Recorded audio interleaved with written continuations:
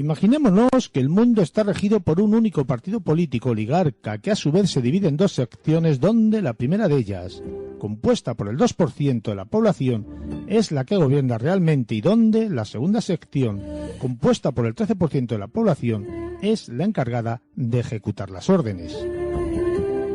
Imaginémonos en ese mundo que el 85% que conforma el resto de la población corresponde al proletariado, quienes son ignorados en todos los niveles porque el partido político oligarca considera que no tienen la capacidad intelectual necesaria para pensar y organizarse y, consecuentemente, no les son atribuidos derechos fundamentales básicos humanos para vivir en libertad.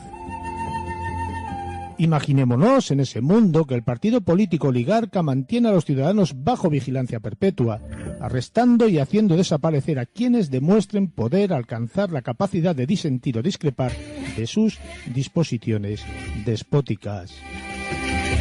E imaginémonos en ese mundo que a la cabeza del partido político oligarca se encuentra la figura del gran jefe mayor, cuya cara está en todos los medios de comunicación habidos y por haber, y al que todos los ciudadanos están obligados a obedecer y ofrecer su lealtad incondicional desde el nacimiento. Buenas noches, Samuel, ¿cómo estamos hoy? Muy buenas noches, Juan Carlos. Pues un placer estar en tu programa de nuevo.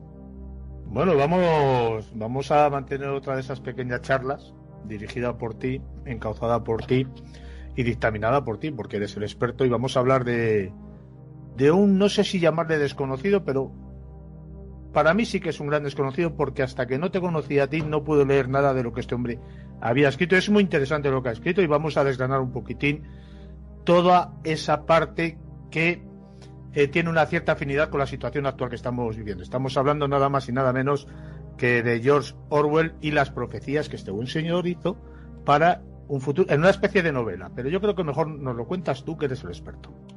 Muchas gracias, Juan. Pues sí, Orwell de cierta forma para muchos es un desconocido, pero hizo varias obras. Hizo una obra muy interesante también que se llama La Granja Animal.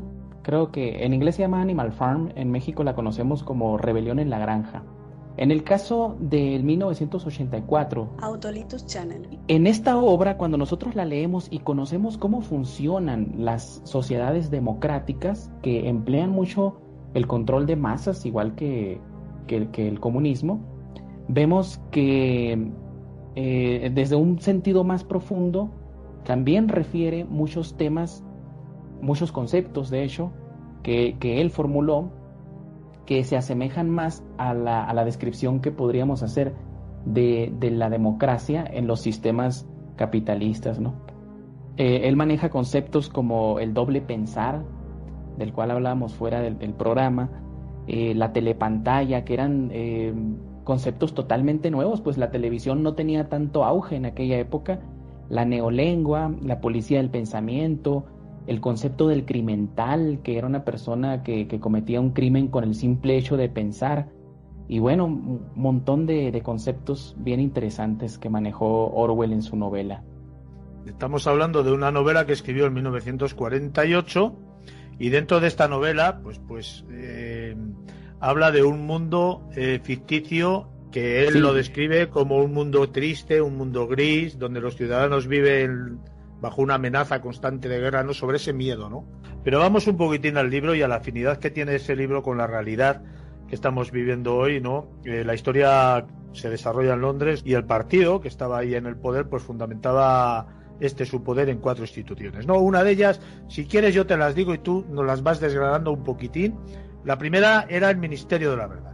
El Ministerio de la Verdad se encargaba supuestamente en la novela, aparentemente, porque Orwell aclara, ¿no?, que todas estas instituciones, los 4 ministerios que le llama él, también hacían uso de la neolengua, o sea, y que estaba ligado al doble pensar, ¿no?, que todo lo que te decían tenía otra parte negativa. En este caso, los 4 ministerios, para sus nombres, eran engañosos, se dedicaban a todo lo contrario. Entonces, el Ministerio de la Verdad en apariencia se dedicaba de los espectáculos, de las noticias, pero en realidad se dedicaba a las mentiras. De hecho, Winston Smith, el personaje principal, trabaja en el Ministerio de la Verdad, y ¿qué hacía? Él tenía una estación que para aquella época era algo ficticio, ¿no? Hoy en día ya todos tenemos uno en casa, que era una estación de trabajo con una telepantalla. La telepantalla te podía ver al mismo tiempo y escucharte y tú hablarle a la telepantalla, lo mismo que se puede hoy con los celulares. Tenía también el agujero de la memoria, y el agujero de la memoria era uno donde él pedía cierto ejemplar, ¿no? de algún periódico, y automáticamente le llegaba. Básicamente, si te fijas, estamos describiendo el Internet, pero en aquella época no existía, ¿no? Yo pienso que como Orwell estuvo muy cerca del MI6, de los servicios secretos británicos, yo pienso que él vio algún tipo de proyecto que ya se tenía, porque lo describe y él dice, por ejemplo, había una red interna. Entonces esto se parece mucho a la intranet, ¿no? De las empresas de aquella época, ¿no? Bueno, no de aquella época, de los años 90 más o menos. Pero cuando él pedía una información y la revisaba, en el caso de que el Gran Hermano hubiese dicho, digamos, la guerra va a empezar el 20 de abril de fulán año, de 1948, y si le erraba por un día, entonces él borraba ese error y lo ponía correctamente. Entonces los diarios del futuro podían decir que el Gran Hermano nunca se equivocó. Básicamente se dedicaban a lo que se dedican hoy los medios de comunicación masivos, a mentir, a corregir y a contar mentiras, ¿no? Y a cambiar la historia, ¿no? Básicamente. Y a cambiar la historia, precisamente. El segundo ministerio del que habla este buen señor es el Ministerio de la Paz. El Ministerio de la Paz, como bien dijimos, como se dedicaban a lo contrario, pues se dedicaba a la guerra. El Ministerio de la Paz lo que hacía era la propaganda de guerra. Por ejemplo, hay un ejemplo muy, muy curioso en el libro, en el que pues el mundo estaba dividido en áreas, ¿no? Como Oceanía, Eurasia, Euráfrica, todo esto, ¿no? Una visión, por cierto, que es muy real, que tenían en los años de la Segunda Guerra Mundial, sobre todo personajes como Richard Coudenhove-Kalergi, que en su libro Paneuropa publicó un mapa en el que dividía el mundo tal y como aparece en la novela. Y Kalergi, pues todos lo conocemos por el plan Kalergi, ¿no? Algún día hablaremos de ello, ¿no? Pero también otras personas como Clarence Street, que básicamente diseñó lo que después sería la ONU o el nuevo orden mundial en el que estamos ahora dejando, y también publicó un mapa que se parecía mucho al que describe George Orwell en su novela. Entonces, el Ministerio de la Paz se dedicaba al hecho de hacer la guerra y de decir, por ejemplo, hoy estamos en guerra con Eurasia, pero a su vez, si las situaciones cambiaban y de pronto estaban en guerra contra Euráfrica, el Ministerio de la Verdad se encargaba de decir, no, es que nunca estuvimos en guerra con Eurasia, en realidad siempre estuvimos en guerra con Euráfrica. Tú, el ciudadano normal, eres el que está equivocado. ¿Por qué? Por tu incapacidad de pensar. Era la forma de controlar a las personas. A eso se dedicaba el Ministerio de la Paz. Que poniendo una afinidad con lo que estamos viviendo hoy en día, el aumento de contagios de positivos por esa prueba tan denostada llamada PCR en España, básicamente nos han hecho pensar, al menos aquí en España, que si los contagios aumentan es por nuestra ineficacia y nuestra falta de control. O sea, es más o menos es lo que tú estás diciendo, ¿no? El Ministerio de la Abundancia, que mucho me temo que también será... Se dedicaba al hambre, precisamente. Y fíjate que hay algo bien curioso, porque todos los ministerios estaban interconectados, ¿no? Uno le daba fuerza al otro. En el caso del Ministerio de la Abundancia, ellos se dedicaban a racionar la comida porque había una gran escasez, porque pues el comunismo simplemente se fundamenta en el poder por el poder, no en el poder por producir o por elevar las condiciones de vida de los ciudadanos, ¿no? Entonces ellos, el principal producto que racionaba el Ministerio de la Abundancia era el chocolate, la chocorración. Y fíjate, este es otro concepto, la chocorración.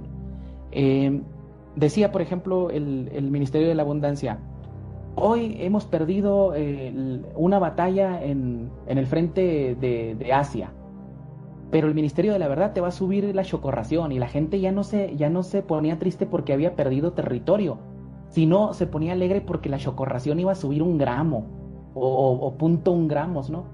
Y eso es precisamente como una analogía que hace George Orwell con el hecho de que a ti te pueden quitar todas las libertades, como por ejemplo hoy bajo el contexto de la pandemia, pero te están prometiendo una chocorración. ¿Qué es la chocorración? Pues la subvención que te van a dar, ¿verdad? Para que te quedes en casa. Esa es nuestra chocorración.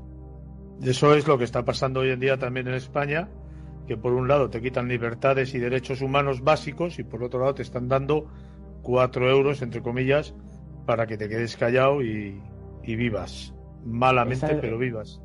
Entonces la chocorración son esos 4 euros exactamente. Y acá también, aquí en Bolivia sucedió lo mismo, ¿no? Te vamos a dar 500 bolivianos. Ahora bien, te anuncian eso, te dicen, te vas a tener que quedar en casa, quizás pierdas tu trabajo, pero te vamos a dar 500 bolivianos o 4 euros en el caso de ustedes, ¿no? Ah, qué bien, la gente se pone contenta, ¿no? Autolitus Channel. El cuarto y último ministerio, el Ministerio del Amor. Él se dedicaba al odio, precisamente. Lo que principalmente administraba el Ministerio del Amor era lo que hablabas hace rato, ¿no? La reproducción. Porque las personas que se iban a casar no era como hoy lo vemos, ¿no? No era decir, me enamoré de esta persona, me cae muy bien, somos compatibles, nos casamos. No. En esa sociedad, los matrimonios se llevan a cabo a través de un examen físico, un examen psicológico, y qué tan fiel eres para el partido, para que tu familia, o sea, los hijos que vayas a tener, pertenezcan al Estado. Entonces, básicamente se dedicaba a eso y a la propaganda de odio también contra sus enemigos. También se encargaba de dividir a la gente, ¿no? De que unos se enfrentasen a otros. Sí, y eso hace una analogía con lo de bajo el contexto de la pandemia, ¿no? En el que ahora resulta que por el hecho de quitarte el barbijo, pues ya eres nazi, ¿no? Ya decíamos en el anterior programa de cómo por lo menos antes tenías que estar afiliado al Partido Nacional Socialista, irte a dar de garrotazos con los comunistas o con los aliados, pero ahora simple, te quitas el barbijo y ya eres un nazi. Y como vimos este ejemplo de cuando en la gran marcha que se hizo en Alemania, iban marchando los anti-cuarentena y se encontraron con una masa de gente que estaba a favor de la cuarentena. O sea, eso es una acción muy típica de lo que vendría a hacer en la novela el Ministerio del Amor, ¿verdad? En la novela de Orwell. Fíjate que la ciudad en la que habla en la novela estaba monitoreada completamente por cámaras, micrófonos, espías que trabajaban para el personaje principal, que ya le hemos llamado el Gran Hermano. La gente vivía con un temor constante a morir porque tenían ese miedo a que cayeran los misiles y morir. Pero aquí en vez de caer misiles caen bichitos que se llaman virus, ¿no? Que es la famosa pandemia COVID-19. Es una afinidad total y nos están llevando al control hasta el punto de que en determinados sitios ya han dejado caer que para entrar en un bar a tomarte un triste café tienes que entregar tu DNI, tu firma y tu teléfono, para si hay algún contagio o algún positivo por PCR automáticamente te llamen y te confinen. Es impresionante, ¿no? Es una forma de control tremendo todo esto. Y es que parece que Orwell nos describió, ¿no? El presente, ¿no? Porque cámaras tenemos en todos lados, ¿no? En todas las ciudades. No hay un país más o menos desarrollado que no tenga un sistema de monitoreo de las calles en vivo y en directo. Mira, yo incluso he visto en México DF, es impresionante cómo de pronto se ven los flashazos, porque son tan inteligentes estos aparatos que cuando tú te pasas un semáforo te toman una foto y esa multa te llega a tu correo electrónico con tu fotografía, ¿no? Con tu cara ahí. En el otro caso de las bomba cohete que les llama él, las bomba cohete es una analogía de lo que hacen los noticieros, por ejemplo, en este caso con la cuestión de la pandemia, que siembran el terror a la misma población a la que supuestamente tienen que proteger. Y es que en la novela el mismo Gran Hermano, el mismo ejército de Gran Bretaña era el que tiraba las bombas cohetes en Londres. ¿Para qué? Para tener a la gente bajo una situación de constante estrés o una neurosis colectiva, como le llaman en el Instituto Tavistock. Y tú sabes que para que bajo esta condición de neurosis colectiva somos propensos a que otras personas tomen decisiones y control sobre nuestras vidas. Nuestra bomba cohete son los noticieros y tú le dijiste, no caen cohetes, pero cae el bichito ¿verdad? Por el cielo o no puedes ni reírte porque ya eres un asesino, ¿verdad? Que está tirando esporas de coronavirus ahí por todos lados. Autolitus. También hace una pequeña afinidad con lo que se ha llegado a llamar desde hace ya muchos años o varios años atentados de falsa bandera, ¿no? Esos autoatentados para conseguir un fin determinado, ¿no? También en la novela aparece esto. Sí, precisamente con lo de las bombas cohete, era muy común que la gente cuando salía del trabajo, de pronto sonaba la típica alarma esta de la Segunda Guerra Mundial y empezaban a caer, algún cohete caía, no precisamente para matar a alguien, sino para minar la moral de la sociedad. Y fíjate que con este comentario que te hago, recuerdo una de las comentarios que tiene John Rollin Rees, el fundador del Instituto Tavistock, en su libro La conformación de la psiquiatría a través de la guerra, donde él dice que el armamento que se ha creado no tiene tanto la capacidad de matar, sino que tiene que ir más enfocado a romper la moral de la sociedad. Voy en términos de moral, no en esto que entendemos como un buen comportamiento, no sé, golpes de pecho, ir a la iglesia, esto. No precisamente en esto, sino en tu fortaleza interna. Moral, ellos lo manejan como el hecho de querer a tu país, de quererlo defender, de querer defender tu libertad. Eso para ellos es la moral. Y mientras se rompa eso, pues más fácil es conquistar a una sociedad o a un país. Entonces, durante la Segunda Guerra Mundial se hizo mucho esto, por ejemplo, con los bombardeos masivos a población civil.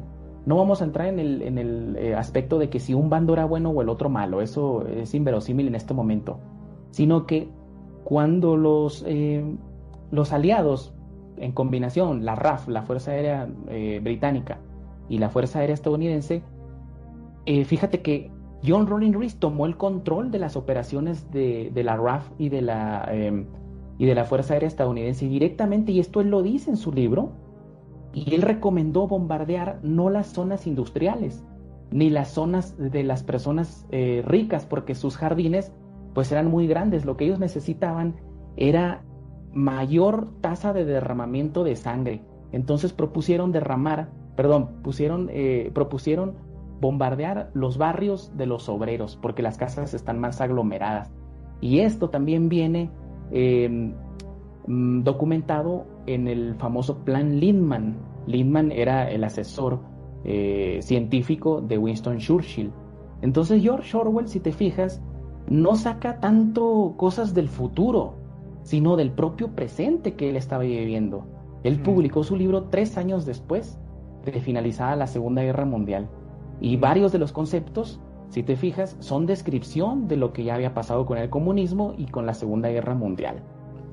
Pero ahora vivimos esta afinidad, ¿no?, a través de esa intención de disminuir la capacidad de resistencia mental que tenemos los seres humanos ante una situación que se cae por su propio peso, ¿no?, como es esta pandemia supuesta que estamos viviendo, estas condiciones a las que estamos siendo sometidos a nivel mundial, y en especial, por ejemplo, Argentina y España, ¿no?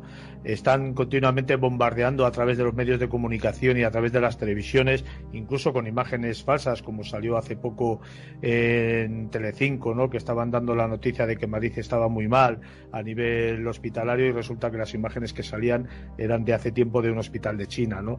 Están infundiendo ese miedo en la mente de los seres humanos para intentar, Autolitus Channel, a los pocos que ya pueden quedar con esa fuerza mental para mantener una resistencia de que esto es mentira, para doblegarles intencionadamente, para meter miedo y para ser más fáciles su manejo a nivel social, ¿no?, y a nivel gubernamental.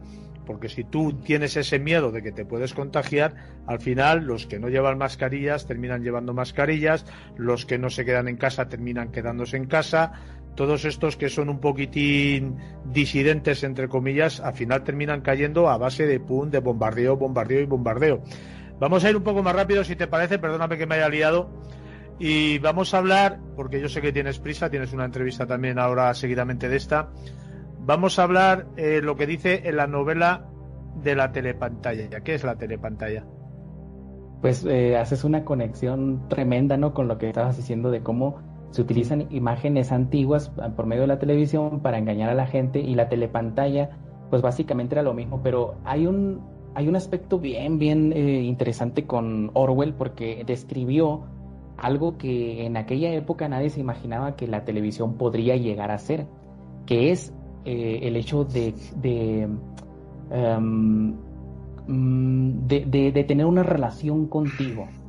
Como por ejemplo, Winston Smith, cuando llega a su departamento en una de las... porque también hay una película que puede ver la gente que está súper buena, no le pide nada al libro, pero obviamente pues yo recomiendo el libro, francamente. Hay una parte donde Winston Smith llega a su departamento y la televisión le empieza a hablar.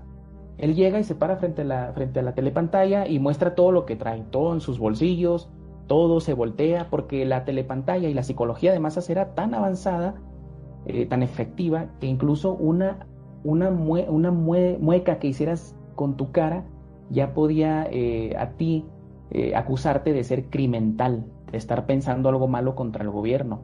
Y la telepantalla, tenía esa capacidad de verte. Ahora, de pronto la televisión te decía, párate y hay que hacer ejercicio porque el gran hermano lo está ordenando. Y tenías que pararte frente a la televisión para que te viera esa persona. Y hoy en día, bajo esta digitalización de la sociedad a la que nos quiere llevar, la que nos está llevando el nuevo orden mundial, que por cierto es una consigna del Foro Económico Mundial, ¿no? La digitalización total de la sociedad y de la economía. Vayan a su página para que lo comprueben. Y también vemos cómo los televisores hoy en día tienen esa capacidad que George Orwell describía en aquella época, que es el hecho de que tú puedes tener un intercambio con la propia televisión, ¿verdad? Hay televisores inteligentes que, bueno, tengo por ahí un familiar que me contó que su hija iba pasando por enfrente del televisor y el televisor le dijo, hola, ¿cómo estás? Y le mencionó su nombre, ¿no? Y ella pues asustada, ¿no? Porque ya es un televisor tan inteligente. De hecho, las cosas smart de hoy en día son más smart que nosotros, ¿verdad? Son más inteligentes que nosotros. Vamos a la policía del pensamiento. ¿Qué es la policía del pensamiento, Samuel? Precisamente ahora que estamos hablando del crimental, que era el crimen del pensamiento, el crimental es la palabra de crimen es la contracción de lo que sería crimen del pensamiento en neolengua. Si me permites, antes de entrar al tema de la policía del pensamiento, voy a explicar qué era la neolengua. La neolengua era, pues eso, un nuevo lenguaje que estaba siendo impuesto a la sociedad, pero no llevaba la intención de mejorar las capacidades cognitivas ni incrementar la inteligencia de las personas, sino todo lo contrario. ¿Por qué? Porque es un hecho demostrado que mientras tú dominas más lenguaje, más palabras, más expresiones, tu nivel intelectual va subiendo. Sin embargo, mientras menos palabras conozcas, pues vas perdiendo capacidad igual intelectualmente, ¿no? Entonces la neolengua iba precisamente dirigida a esto, a coartar la capacidad de pensar de las personas. Y aquellas personas que trataban de pensar diferente, como lo hacemos en este programa, eran designadas criminales del pensamiento. ¿Por qué? Por el simple hecho de que tú pensabas diferente. Y lo vemos como hoy en día, ¿no? Que vemos aquella persona que se quite o que diga, oye, como que no, la vacuna como que no me convence mucho. Uy, ya eres un nazi. Básicamente eres un criminal, ¿no? O eres un negacionista de la pandemia, ¿no? Negacionista que se ha puesto de moda después de lo del de los revisionistas del Holocausto, ¿no? Y esa palabra lleva una connotación muy negativa para la persona que se la pone. Ese San Benito, colgarle ese San Benito a una persona de negacionista es tremendo, ¿verdad? Y a su misma vez, el criminal era perseguido por un organismo especial que se llamaba la Policía del Pensamiento. Y esta Policía del Pensamiento, pues básicamente hacía eso, ¿no? Lo que dice su nombre, detener a las personas que tenían un pensamiento disidente. Como en este caso, ¿no? Que se detienen personas en Europa por negar ciertos, o por cuestionar ciertos tópicos. Esperemos que no pase con lo de la pandemia. Pero hay personas, por ejemplo, pongo un dato duro, un dato fuerte. En Europa hay las leyes de la memoria, en Alemania sobre todo, que básicamente condenan a las personas que dicen, oye, como que las cifras del Holocausto como que no cuadran mucho. Y esas personas pueden ir a las cárceles por 7, 8 años y no importa qué persona seas.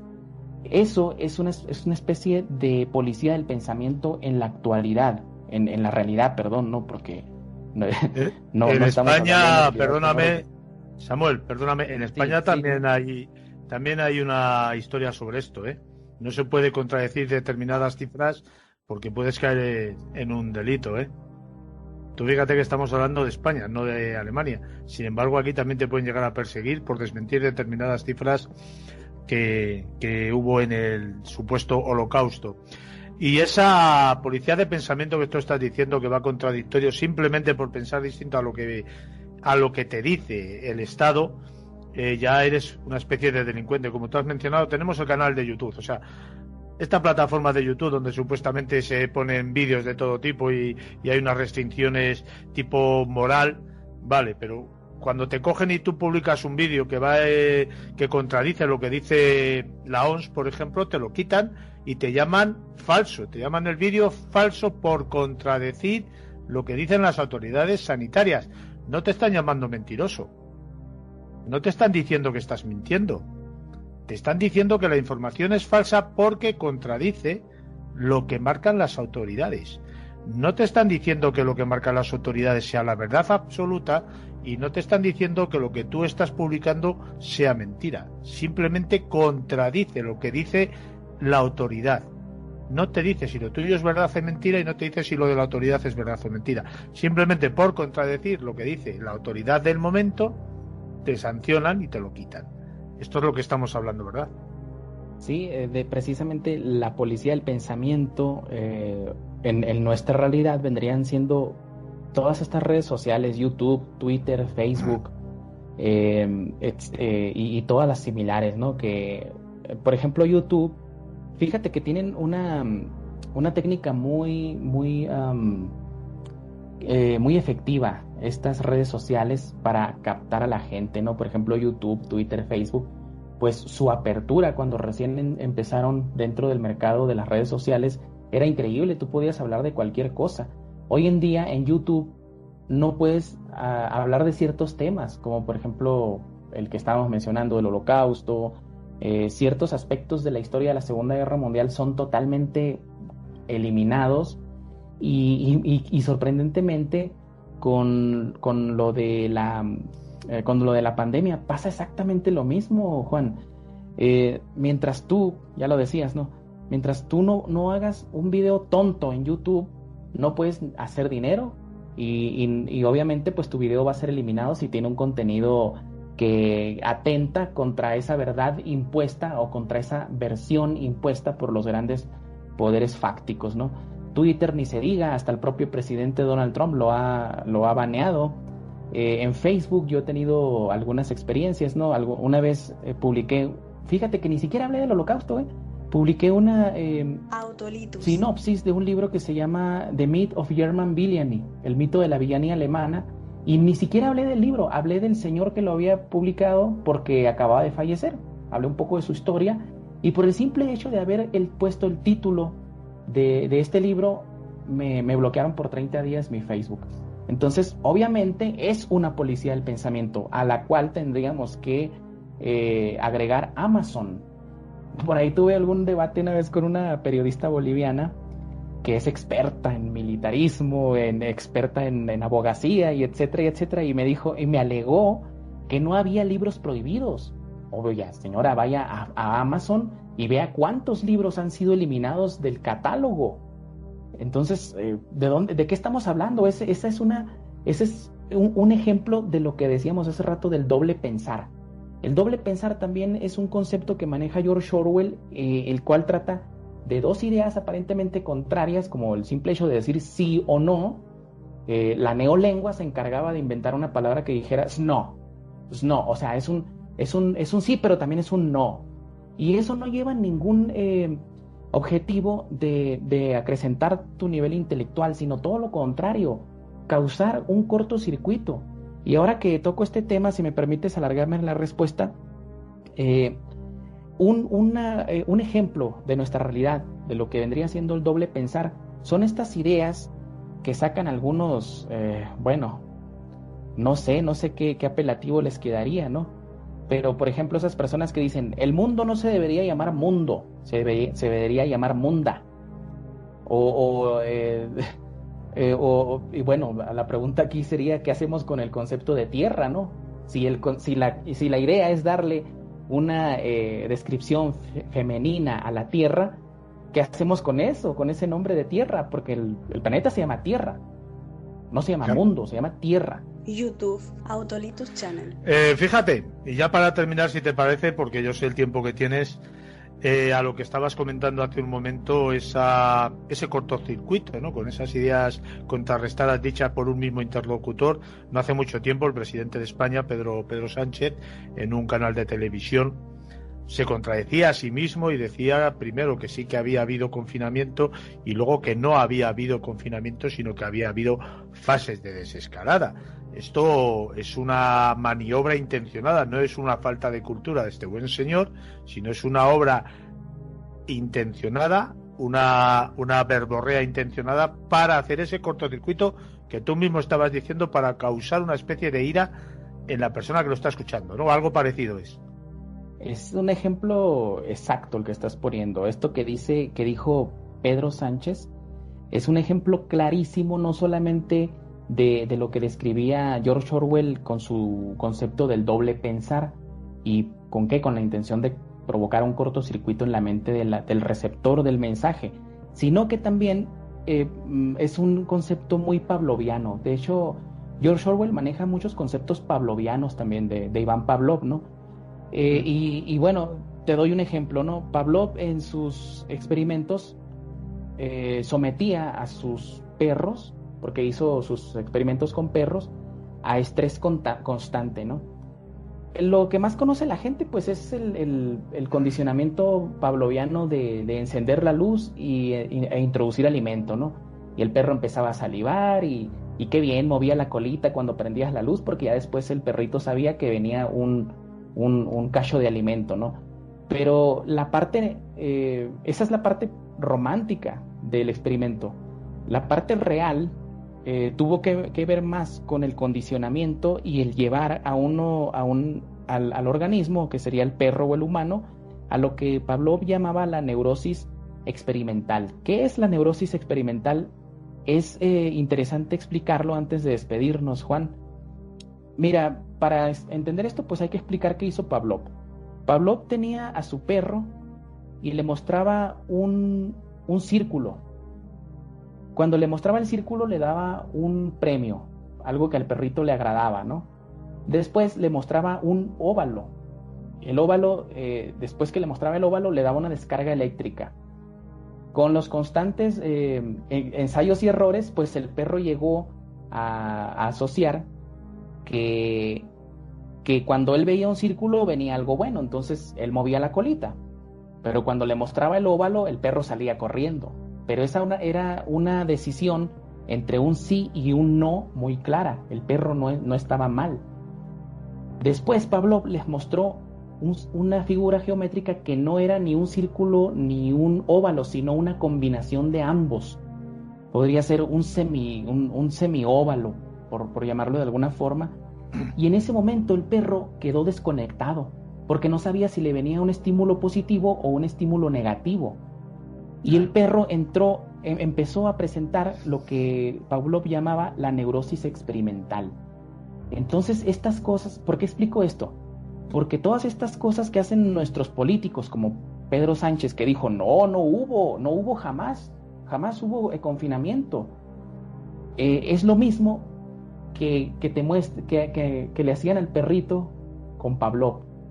Mostrarle una figura que no es ni un círculo ni un óvalo, sino algo totalmente contrario al pensamiento con sentido común que nos lleva a las sociedades a lo que es la neurosis experimental, porque seamos realistas, todos los experimentos de Pavlov no iban con el objetivo de decir, mira, el perrito mueve la colita. No, iban para ser aplicados en la sociedad. Y Lenin y los comunistas lo aplicaron a la perfección eso, durante el régimen comunista. Fíjate que yo he puesto de ejemplo muchas veces a este buen señor para los padres de mis alumnos, ¿no? De cómo tenían este ejemplo de cosa positiva regalo, cosa negativa palo, ¿no? A veces esto, institucionalmente hablando, a la hora de enseñanza infantil, no viene mal, porque hay que corregir muchísimas determinadas inquietudes que los niños tienen por naturaleza, pero no hay que imponerlo, porque no es un adoctrinamiento, que es lo que nos están haciendo ahora, ¿no? Como ese sentimiento que te hacen tener de si no llevas mascarilla eres un mal ciudadano, incluso te llaman asesino por la calle por no llevar mascarilla, ¿vale? Y si te quedas en tu casa y te guardas de salir a la calle, pues eres un buen ciudadano. Si encima estás confinado por un positivo de PCR, no te dan una baja laboral por enfermedad, te dan una baja laboral por accidente, lo que significa que tú recibes una mayor cantidad de dinero que cuando estás trabajando. Esto es una forma de lavarte también el cerebro, más o menos parecido a lo que tú estás contando, ¿no?